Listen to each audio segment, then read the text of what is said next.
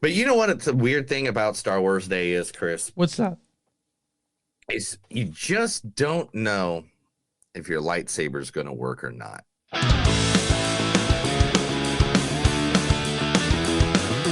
It's a show by Chris and Neil with all great movies. They are the real deal.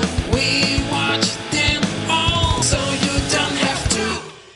It's movies that don't suck and some that do. Ladies and gentlemen, boys and girls, listeners of all ages, welcome to a new episode of Movies That Don't Suck and Some Do. My name is Neil. And I'm Chris. And today, yes, today in the wonderful world of make-believe that we call movie entertainment, we are celebrating the biggest holiday. The day we're recording this, we are celebrating one of the biggest holidays in all of cinema, and that is Star Wars Day. It is May 4th, where we're at right now, so whatever day you are at. As you know, Chris, Star Wars is a big thing. You got C-3PO, Han Solo, Princess Leia. The swords. Oh, that's Spaceballs. Yeah, okay, well, you have Luke Skywalker. Right. That's wait a minute. That's the Four Horsemen. That's okay. Ric Flair. Okay. Oh, okay, here we go. Yeah, everybody's favorite person. Yeah. From the Star Wars, Spock. Yeah, Spock. Yeah. But don't forget to live long and prosper. Okay. But there we go. Everybody has to remember though that 4th is just a Jedi holiday, and some people still have to work today. Yeah. So may the Force be with you. I'm surprised you didn't put like work up there. Nanny, There we go. Yeah. May the 4th be with you. So everybody have a wonderful day, and also make sure to treat each other nicely. Later on, we're going to have a nice little Star Wars trivia thing going on to just to certify the day, to have a little fun. But we'll do some Star Wars trivia. We'll have a good time with it. Real quick, may the 4th be with you. Hey, Revenge of the 5th. Oh, I was other saying, may the 4th be with all of us. I love you. I know. One of the most classic lines of all time. Is it true that he just ad-libbed that line? That's what I hear. Yeah. And it's Harrison Ford at this point. Are you going to question him? No. Yeah, that's what I thought. It's a crotch old man now. All right. So anyway, we are reviewing 2 movies again today, like we do every single episode of Movies That Suck and Some to Do. First movie that we will review today is by the people that brought you Star Wars, Disney. Yeah, it is Disney. Well, they didn't bring the original, but whatever. But still, they have been making the live action remakes for a while now, and this is another live action remake of the animated movie Peter Pan. But it's very different. It's very different. So it's different, and only we'll talk about it. We'll talk about it. It's different. It's not really that different. Yeah. They just add a few things from the book, and we'll talk about it here in a little bit. But it's not just Peter Pan. It's Peter Pan and Wendy. The main actor in is playing Peter Pan. Now, again, he is a young actor because, of course, he is. It's Peter Pan. Peter Pan's a little boy. So the only role we could get a clip from him was him as Peter Pan. So here is Alexander and Milani. She is a fairy. And if I know one thing about fairies, it's that they don't take kindly to being called bugs. Are you Peter Pan? Were you expecting someone else? Yeah, it's just like introducing role, right? Like he hadn't done the other ones. Yeah, and he's in like 3 other things, but it was all things I could not find. Yeah, sure. Also, in this movie, I didn't know this is where she was from. She looked familiar. Yeah, I saw the same thing. Then I was like, oh, she's from Black Widow. She played the young Natasha or young Black Widow. Here she is playing. Her name's Wendy Darling. In this movie, it's Ever Anderson. You Daddy! Get away from her! Don't touch her! Double the Phoenix! Don't touch her! I will kill you all! Honey. You're gonna need to hand me that gun. I don't want to go back there. I want to stay in Ohio. You can't take her. You can't. She's only 6. You were even younger. From Black Widow. Black Widow, the scene when they're about to get taken away back to the... She really looks like a young Scarlett Johansson. I know, right? Yeah. It's even in this movie. Yeah, she yeah. does, too. Also in this movie, the one, the only, I love him a lot, man. It was. You know what's so great about my job here at the podcast? What's that? Is like sometimes these clips are awesome just because I get to go through these people's complete avatar of everything, and I went through everything. I went through I Heart Huckabees, Gattaca, sure. Closer. Like I'm trying to think of all the movies off of them, but here he is, the one, the only, playing Mr. Captain James Hook, Jude Law. What have I got? Really? Some money in my pocket.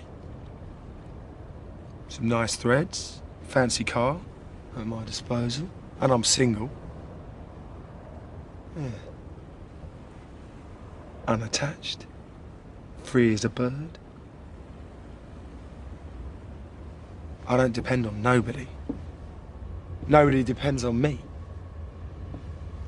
My life's my own.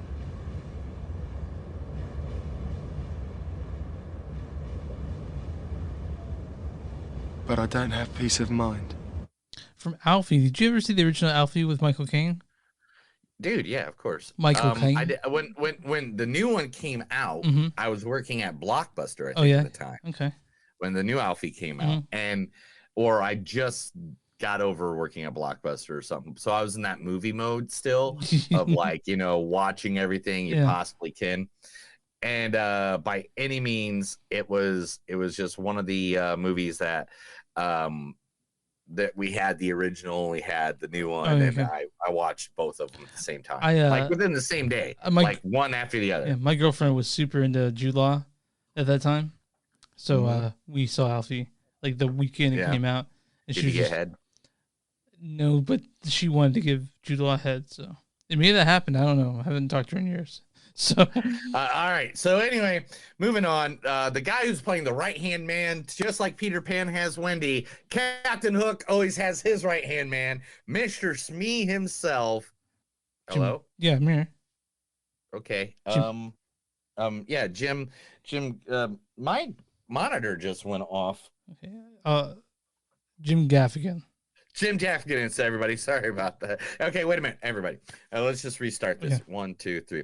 Just like Peter Pan has Wendy, Captain Hook has his right-hand man, Smee. Here he is playing Smee in this round, Jim Gaffigan. I have 5 kids. I used to have more, but I ate them. 5 kids. I love it, but I don't know what happened. 10 years ago, I couldn't get a date. And now my apartment's literally crawling with babies. It's like I left peanut butter out or something. Strangers, for some reason, think I'm unaware that it's a lot of kids. 5 kids, that's a lot of kids. Oh, you think so? Thanks for the heads up. Do you mind if I stab you in the head? Oh, Jimmy, I saw him at Starlight like 4 years ago, maybe? Yeah, I can't remember. I saw him. It's been a while. I mean, like, I don't even think it was with my wife. So if that tells you how long it was. It was weird because when I saw him live, they actually had like, he came back to the encore and just done bits I've heard before. Like the Hot Pockets bit and stuff like that. Right. He just phoned that shit in. He just had no. Also in this movie, Alan Tudyk, Molly Parker. I mean, there's so many people. We'll talk about it later. And that's Peter Pan and Wendy.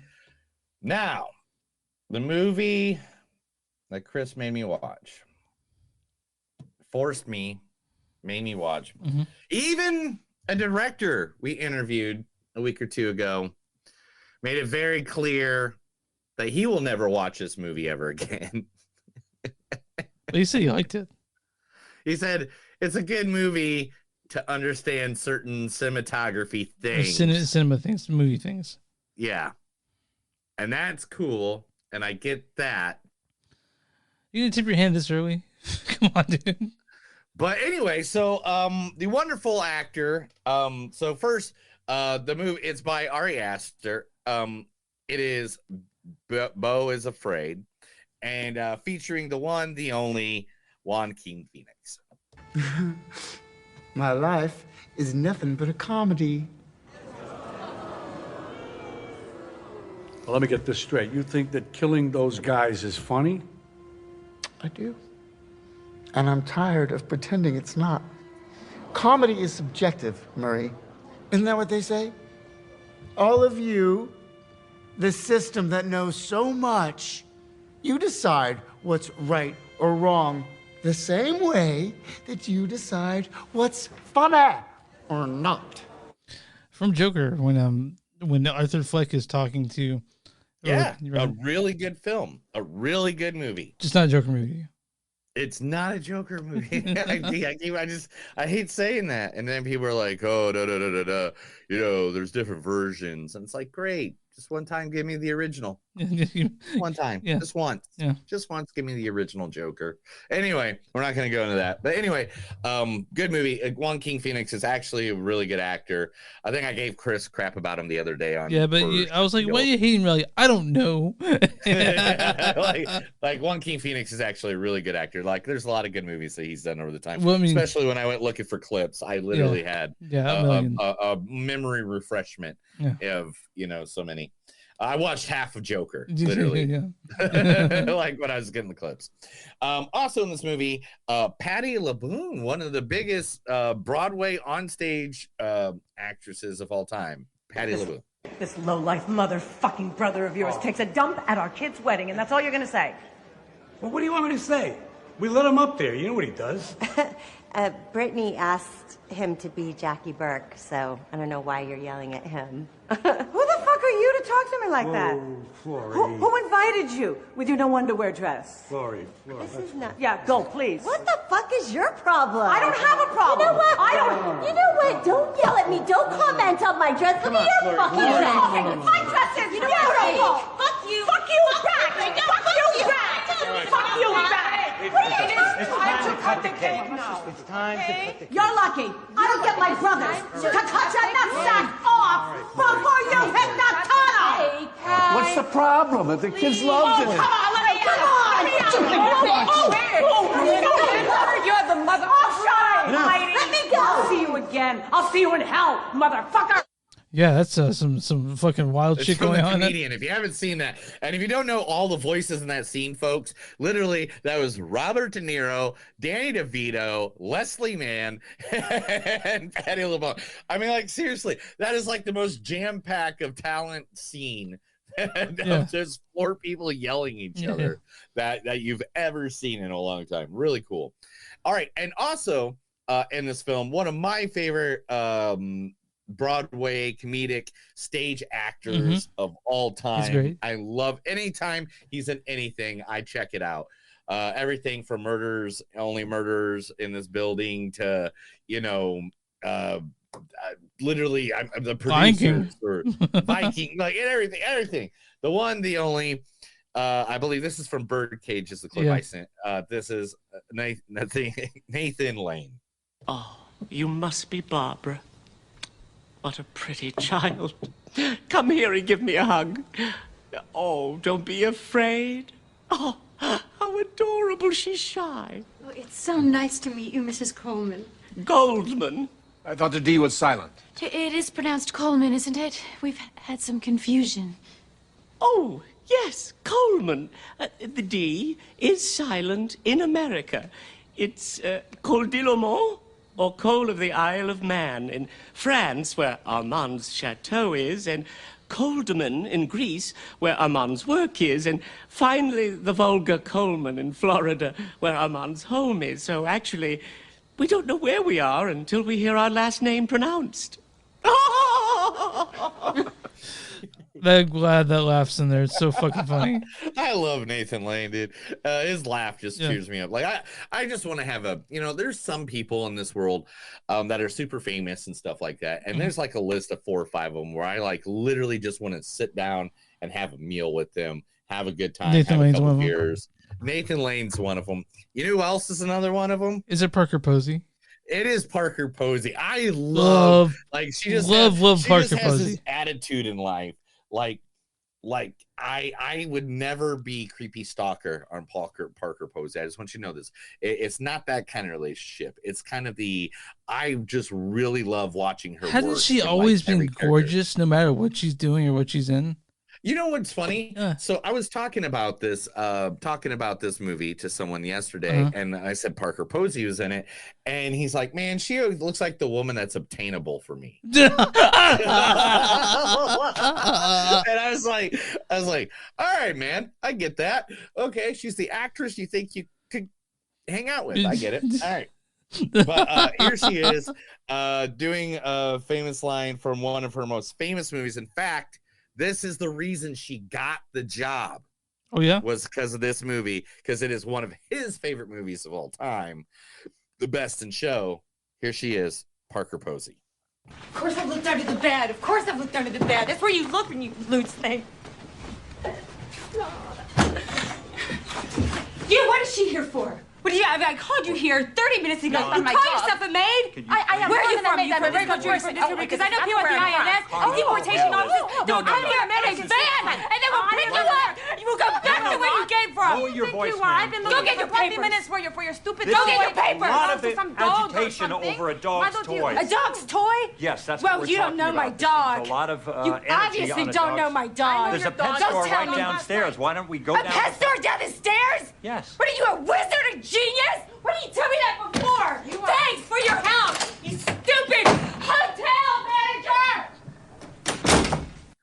I can definitely see why how she fits Elaine's character in that movie. Now, if you the thing is, if you notice in that scene, she doesn't make fun of them. Yeah.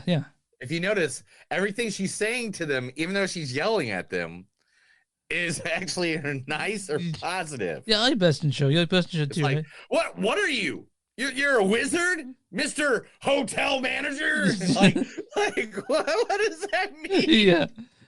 Like you gave him a compliment. Yeah, I like Best in You called Show. him his job.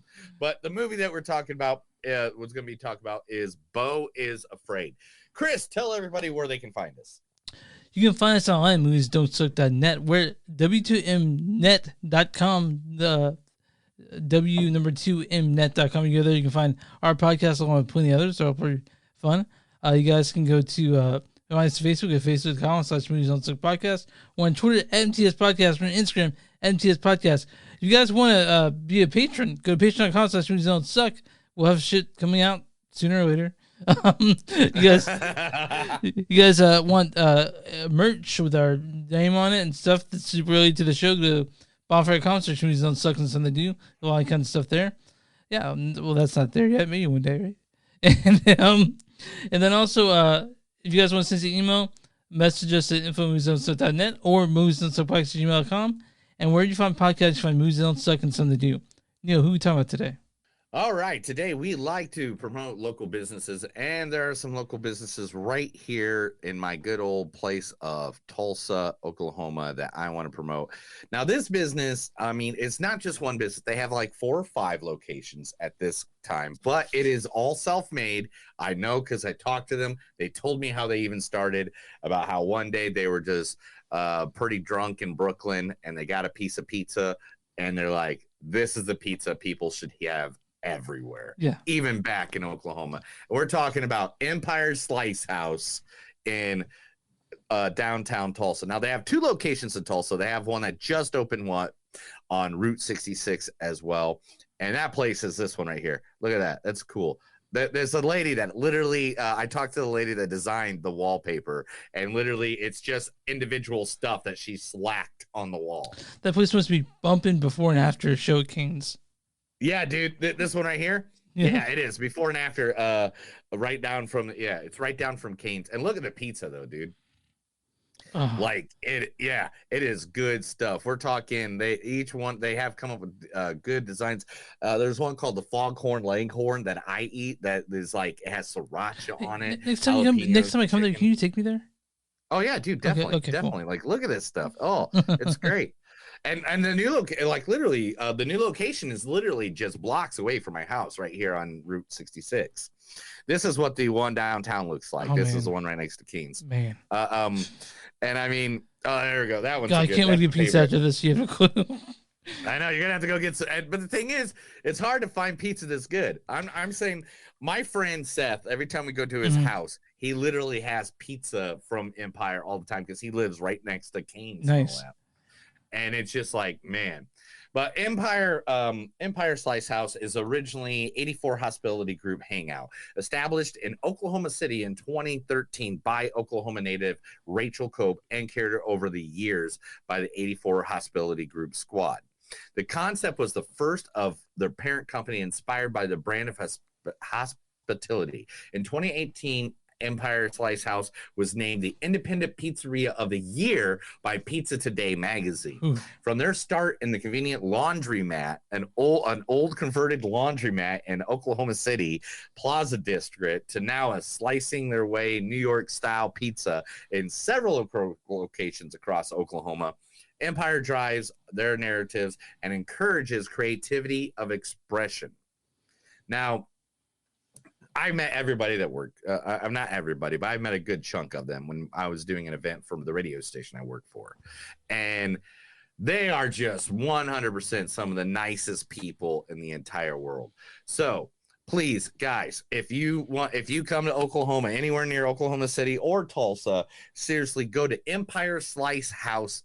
And you can find their location at empireslicepizza.com, or you can go to Facebook /Empire Slice House. It's seriously, and just one more time, I'm just gonna do it for you. Look at that. That's the loaded potato one. Yeah, looks so good. That's man. That's the Italian meat one, and that's their supreme. Yeah, I can't remember what it's called, but it's like extravaganza or something like that. Oh, it's awesome. All right, well, we are. Are you ready to get into the first movie, dude? I mean, we're 30 minutes in. Might as well get into the first movie, right? You're trying to rush me along. Let's get along. Let's go. But let's talk about Peter Pan and Wendy, directed by David Lowery. David Lowery's directed things like The Green Knight. Lowery. Mark Lowery. No, David Lowery. Lowery. He also directed Pete's Dragon. This stars Alexander Maloney as Peter Pan. She is a fairy. Also, Everett Anderson as Winnie Darling. Elena! Daddy! Get away from her! Jude Law as Captain Hook. What have I got? Really? And also Jim Gaffigan as Smee. I have 5 kids. I used to have more, but I ate them. Also, Alyssa Watt-Panak as Tiger Lily, Joshua Pickering as John Darling, Jacoby Jupe as Michael Darling, Molly Parker as Mrs. Darling, Alan Tudyk as Mr. Darling. I wish I could have seen more of him in this. And a bunch of other little kids in this movie. Sebastian Billingsley, Rodriguez Nips, all the guys you know from the cartoon. You know, let's read the story for this one. Based on J.M. Barrie's novel Peter and Wendy and inspired by the 1953 animated classic, Peter and Wendy is a timeless tale of a young girl who, defying her parents' wishes to attend boarding school, travels with her 2 younger brothers to the magical Never Never Land. There, she meets a boy who refuses to grow up, a tiny fairy, and an evil pirate captain named James Hook, and they soon find themselves on a thrilling and dangerous adventure far, far away from their family and the comforts of home. So, Neil, let me ask you a question. Did you like the original Peter Pan? Wait. Oh, you got to change the background. Sorry. We got to put it in Never Never Land. So. Oh, wait. Is that Never Never Land? Yeah, we'll go with the other one. Yeah. Let's see. Let's see what this one Okay. like. What does this one look like? I downloaded several Yeah, just yeah. to make sure. Yeah, let's do the other one. Okay. The other one looks like it. All There we right, go. cool. So when you saw the original Peter Pan, did you like it? You mean the original animated Peter 1953 classic, yeah. Pan? Yeah, I remember 1953. I went to the movie theater. No, did you like? No, yeah. I mean, it was I'm a fan of Peter Pan. And in fact, one of my favorite movies of all time is a Peter Pan movie. Is it Hook? Oh, Hook. Robin Williams, Dustin Hoffman, like Rufy. Oh. So I was never been a really big fan of Peter Pan.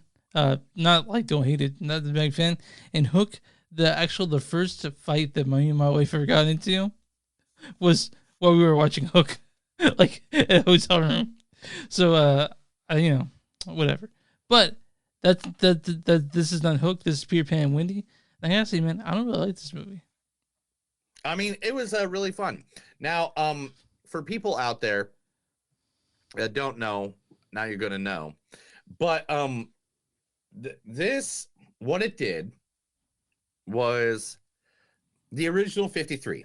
All right, the original 53 animated movie. Yeah. Wendy was all about like getting rescued. Yeah. And like, I don't want to grow up. Yeah. And like, every time she never once in the movie was like the badass. You know what I'm saying? And this In one the makes her original sort of the 53 badass. In the 53, yes, that's what I'm gonna say. In this one, it kind of makes Peter Pan a whiny bitch. Yeah. I don't like the Peter Pan's character. I don't like that. I don't like the actor. I kind of like, I like Wendy character. Oh, yeah. I like, the other characters, but I was just like, what are they doing here? Making Peter Pan. I mean, of course he makes up for it at the end. Yeah. But it just got to the point where I was like, man, I don't know, dude. I was like, okay. What's a good example of this? All right, there's a scene in it where she's walking the plank, right? In the animated 1953 and in the book, yeah, she jumps off the plank. Peter Pan flies under her, grabs her, takes her away, even though she didn't know Peter Pan was going to do that. Yeah. In this one, falls off the plank, and all of a sudden her happy thoughts make her fly. Yeah. And it was like, I get it. I get why they're doing it. Yeah, and, sure. And when I read reviews and stuff like that after I watched the movie, they called it the Peter Pan for the woke nation. And they didn't mean, but they did not mean woke in a negative sense. Okay, because if you listen to it on Fox News, woke is negative. Yeah. Yeah, but if you listen to anywhere else, it just means aware. It means, socially conscious, politically conscious. So Like they were aware that in the 53 Peter Pan, that Wendy was more, oh, you're the lady that has to do the dishes, do the laundry. And so one of the things they also did in this take new care of one, the kids. one of the things they did in this new one is the Lost Boys are all boys in this one. It's mixed gender. Yeah. So I don't know if I got the fact about that one. Because I was going to, but then I was like, I don't know if I was going to. So I didn't. Okay. No. There it is. Yes. So after the trailer was released, fans and media sites pointed out the adding of girls to the Lost Boys ignored the plot line of the book and the previous adaptation that girls were too smart to get lost. Yeah, well, that's why they're the Lost Boys and not the Lost Girls. Yeah. It was because girls are too smart, because it was based off that fact. Remember driving in the car with Daddy before GPS existed and before I'm not stopping to get directions. Yeah. I'm not. It's that way. Yeah. I know it's that way. That's where that was based off of. It wasn't a sexual argument. It wasn't sexist. Yeah. Yeah, it wasn't sexist. It was like. So the things I don't know why this rubbed me the wrong way. I didn't hate it or anything like that. Just I thought it was inconsequential. I felt like it was unneeded, and it's fine.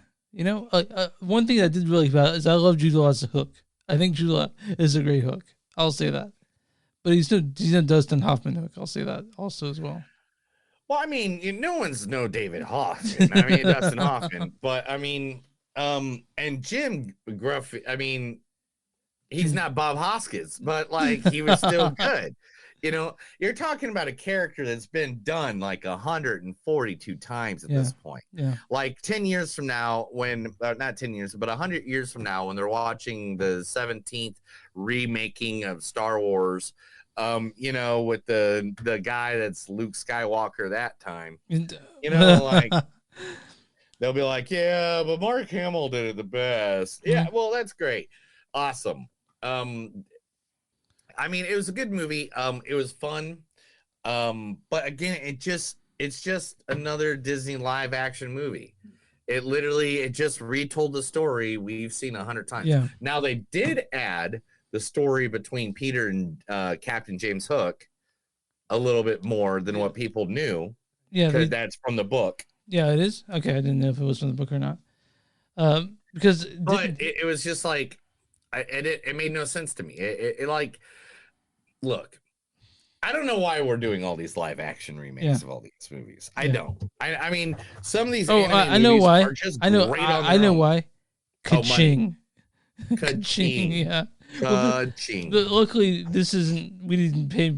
I guess we paid for admission with our Disney Plus subscription, right? But yeah, they're making these so people still think Disney's relevant. So we can wait until the next Pixar movie comes out. You know what I mean? Like, I just think Disney needs to buy the state of Florida and just get that over with. Yeah, because it's a seed from the I don't know union. why. Why does every governor hate Disney in Florida? Why does every governor in Florida hate Disney? Well, there's only one governor. It's his Well, no, I mean like every time in the past. Yeah, too. I'm not quite sure. I don't know the nuances of why they hate Disney or Disney. Oh my God. I hate the company that brings all the tourist dollars. They brought so much tourism that Universal Studio thought we got to open up a world here too. And SeaWorld thought, oh man, maybe we need to open up something in Florida. And like literally they bring so much tourist dollars to your damn state because of them. And you're going to shit on them? Yeah, I just don't get that. I don't get that. But anyway, coming back to Peter Pan and Wendy, the acting was cool. I'm gonna say Wendy stole it. Oh yeah, 100%. I mean, Peter Pan, he was cute and adorable and everything, but it seemed like Wendy was like more of a mom. Didn't she seem like 4 years older than him? Like, didn't she seem like she was old? I was like, there's no way that Peter Pan's gonna be with, like, try to talk to Wendy when he's like 4 or 5 years old. And when you're a kid, 4 years is like you're fucking old. You're old. You're legendary. Yeah. So, I mean, it was all right, man. Like, I you know, well, that's how I felt. Like, I'm sitting in my home on the couch at 7 p.m. on Monday, or when it was actually Tuesday. I was like, oh, this is what I'm watching. Okay. It was all right. It's so weird. It was a good movie though. It was fun. It was I didn't have to go anywhere to watch it, so that was cool. Yeah. I took a couple edibles. Oh, you did? Oh, maybe. No, I didn't. Of course not. I never do that. I just realized something though, Chris. What's that? I do not have my notebook. Oh, you should grab that. It's out there. I'll be right back. Chris, tell everybody what your favorite part about Peter and Wendy was. I guess my favorite part of Peter Pan and Wendy was basically seeing Jude Law fuck around. Like there's this weird fight scene near the end. I saw people get shot in the face with arrows, which, what the fuck? Like, really? So you see a lot of people die in this, which I thought was pretty weird. And yeah, you do. And then I mean, the pirate outfits were pretty cool too, man. Yeah. I always like. And another thing was like, you know, usually when we see Captain Hook, he's always like in the red jacket, and he looks schwanky. You know, he looks like royalty. And in this one, man, he kind of looks like he gave up on life. He's like thrift store. He's like thrift store Captain Hook. Yeah. It was like Jude Law played him a completely different way. He played him as basically a mental case and a slender man, not like buff and no. Jude Law is just But he's just so handsome. It's ridiculous. Yeah, he was touching himself in impure ways the whole time, and it was weird. Do you want to get to the quotes on this one? Because I don't have much else to say. Peter Pan and Wendy. No. I mean, what movie is this again? Peter Pan and Wendy. Do you know half this notebook is literally all like Panic Fest? And guys, if you don't know, Panic Fest was the one that we just reviewed. We did like 17 different episodes. I don't know how many episodes we did. 6,500 episodes. You're a pirate, aren't you? It's everyone for itself. Mother, why does Captain Hook hate Peter Pan? You were flying. How? A little bug did it. All fairies are small. That's why they're fairies. Duh. Idiot. Is this safe? Well, I haven't fallen yet. Oh yeah. When I heard this line, I was all about it. Second star to the right. Second star to the right. I don't know the other line you're talking about, dude. Sorry. You don't know the line? No, man. It's in every Peter Pan ever. Yeah, I've seen Peter Pan maybe twice. All the Peter Pan. I know. Hook, Pan, all of them. Just say it, dude. Just finish the quote. Start it over. Oh my God, you just make me sad in the stomach. I'm not even going to talk to you anymore. Anyway, it's the directions to Never Never Land. Okay. It's second start to the right all the way till morning. Okay. All right. Yeah. Freaking punk. There are.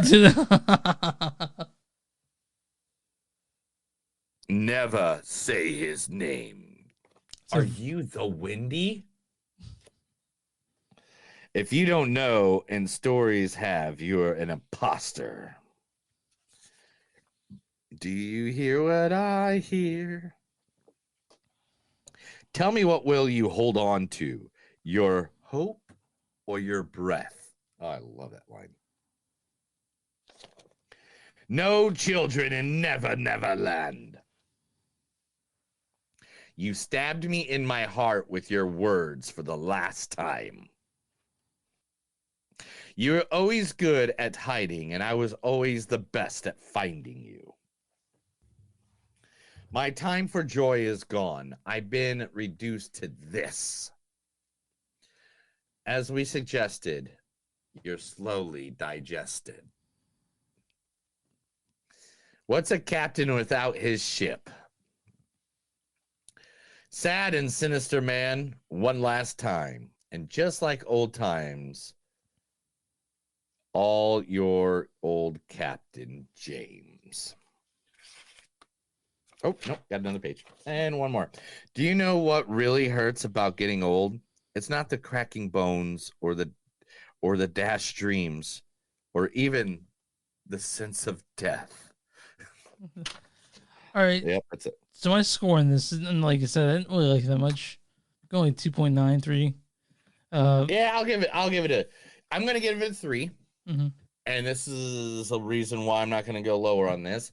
They did redo it up. Yeah, they made it. I can definitely appreciate the woke, the quality that they're calling woke, right? I do like that. But again, to me, this was kind of boring.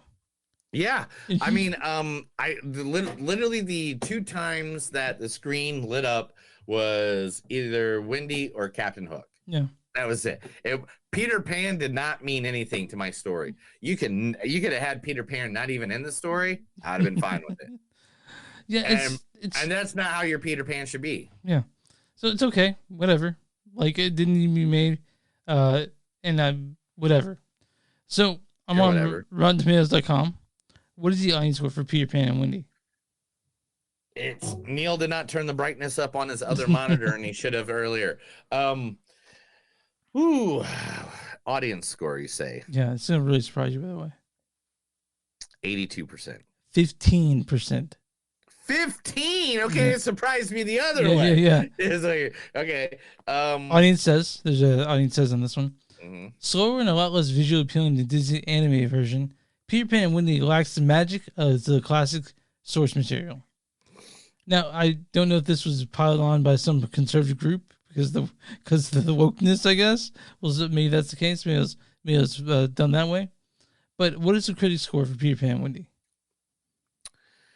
I'm going to have to say, man, if audience gave it that low of a score, critics are probably going to be 58%. 64%. Okay. Yeah. Cool. What was their critic consensus is Peter Pan and Wendy's I'll start over. Peter Pan and Wendy's obligatory fidelity to the animated classic keeps it from achieving Neverland Nirvana, but David Lowery's pensive direction gives this rendition some of its own magic. So that's like a really fucking big difference from the audience score to the critic score on this one. That really surprised me. Yeah, no shit. Yeah. So that's Peter Pan and Wendy.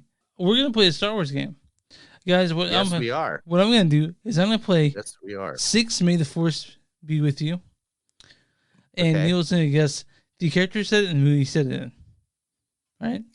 Okay, cool. Yeah. All right. One second. Let me turn it up a little bit. I want to, because I turn you down because you speak really like melatonin in my ear. You know what I mean? Melatonin?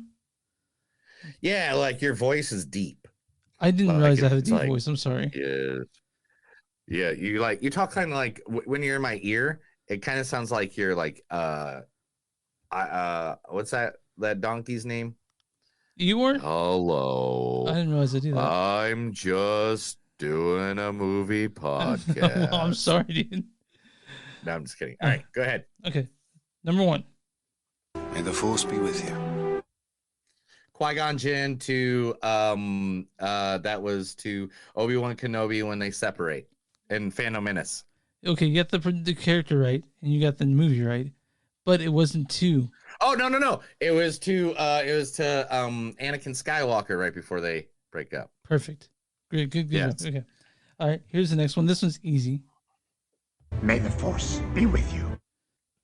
That is Yoda in the Jedi Council. But what Phantom movie? Menace. Yes, good job. Yeah. May the Force be with you. Obi-Wan to Anakin Skywalker, Attack of the Clones. Fucking amazing, dude. I guess wait. You know how I knew that one? How? Because the sound in the background was the bugs. Yeah, in the arena. I thought that was my phone ringing when I got the clip. May the Force be with you. Really? Come on. Do I have to say it? Yeah, you Really? have to. It's Han Solo to Luke Skywalker in the original Star Wars. Okay. Right Now, before they go destroy the Death Star. I got 2 more. May the Force be with you. Do it again. May the Force be with you. Oh, dude. I gotta hear it's so fast. Let me hear it one more time. I'll try to pull this too. May the Force be with you. Okay, it's not any main Jedi. It's not any of the main Jedis. It is. Oh, you got me stumped, dude. I can't. I don't know.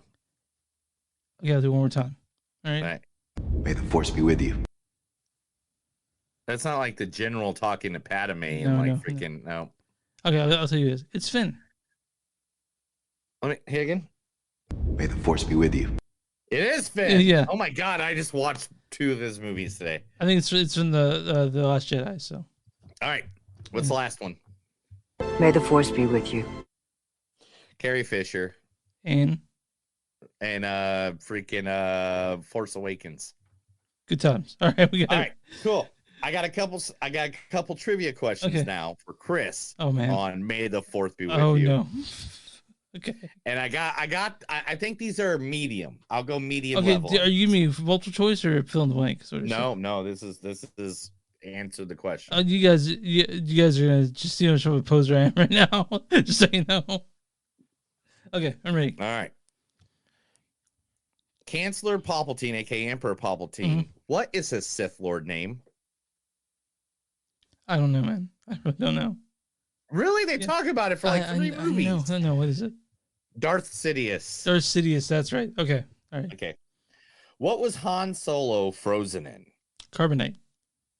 There you go. Who had Rey's parents taken and killed? Ooh, give me a second. That wasn't Luke, right? Who killed Rey's parents, dude? You think Luke Skywalker killed somebody's parents? Okay, sorry. I don't know who killed Rey's parents. Who killed Rey's parents? Palpatine. That's right. Okay, cool. Thanks, dude. Oh my god. What hand did Luke Skywalker lose? His right hand. All right, good. All right. I only got a couple more. Okay. Finish the quote. This is the... Wait, just this is the... Yeah. The quote is, this is the blank. This is the way. This is the way. Okay. All right. Who killed Jabba the Hutt? It wasn't Han Solo. And he died in The Last Jedi, didn't he? The Return of the Jedi. Yes, he did. Yeah. Wait, okay. It was Princess Leia, right? Correct. Yeah. She choked him. Yeah. All right. And you ready? Yeah. Are you ready for this one? I'm ready for this one. Per Yoda, Uh-huh. what is the path to the dark side? It's greed. It's fear.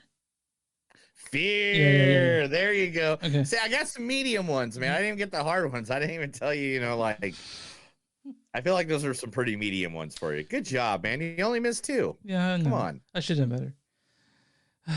But you know what?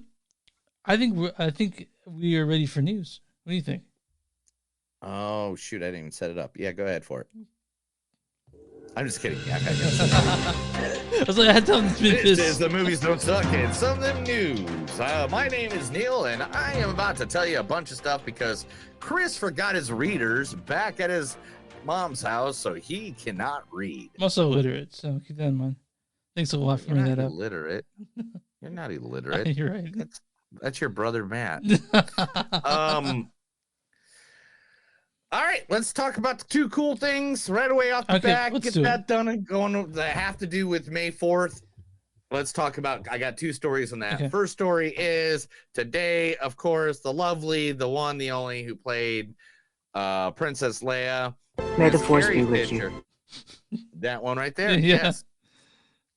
Carrie Fisher got her star on the Walk of Hall of Fame. There it is. Yeah. Whether it's there. So Carrie Fisher is now part of the Walk of Hall of Fame right now on today, May the 4th. The way to go, people. Awesome. Mm-hmm. Thank you. About time. Should have done it when she was alive still. Anyway. And now here's a story about hatred towards Star Wars. Oh, hatred. I forgot there's people out there that talk shit on it, and I want to know why. Well, this guy's not talking shit about it. Mm-hmm. He just will not autograph your Star Wars shit. Is that Harrison Ford? No, this is Bill Hader. Really? Bill Hader, who does the voice for BB-8, the droid, will not sign your shit. And the story goes, I do not sign them. Autograph people don't like me. I won't sign things. You know what it was? I used to sign stuff, and then one time I saw somebody and they had their kid come up to me to sign a BB-8 thing. And it was like 3:30 in the morning. I was leaving the Inside Out premiere, and then they went to an after party thing, and it was super late. And this guy kept his kid up all night. Was like, go over there so he'll sign it so we can sell it online. Oh, that's fair. I like that, actually. I was like, that's fucked up. So now I just kind of blanket like, no, I'm not signing any of that shit. It's actually a really good reason to not do that.